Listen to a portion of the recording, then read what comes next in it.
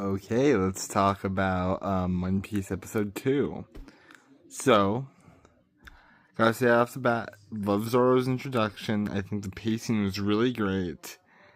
It was amazing. And I just gotta say, in this episode, I liked how they introduced Zoro. We see that everyone thinks he's scary, but he's a pretty stand-up guy. And that kid comes and saves him, or not saves him, but gives him food and explains that he's a good person, which helps us know that Zoro himself is good and not like super evil. And we also see Luffy's character when he saves her after she's getting thrown, showing that yes, he's kind of an airhead, but he cares about people. Another thing is we see Kobe.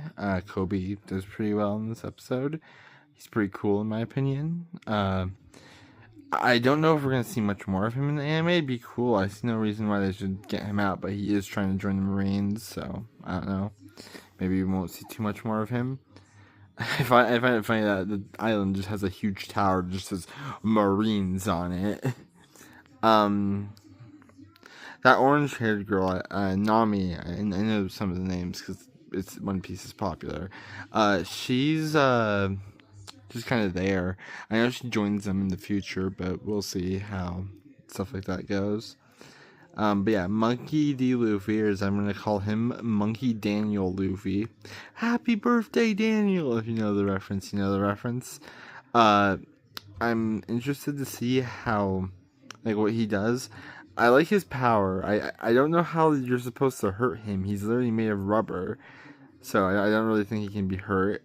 I also like how we see that he's a good guy by punching that, like, dumb, blonde, like, guy who I really dislike.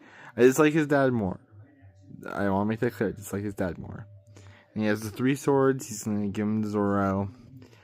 I have to say, this is my full review.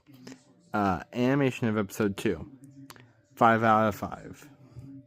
Story, 5 out of 5. Pacing, 5 out of 5. And, so that means 15 points across the board, which is the highest you can get on the current rating scale I'm using. And yeah, so that's 15 points for this episode, making it, I'd say a 10 out of 10. So what I'm thinking is, since the last episode was the baseline, and this one's 10 out of 10, this one's pretty good. But as seeing how long One Piece is, I know the episodes are going to get better. I mean, I might have to change the baseline. Anyway, that's the end of this.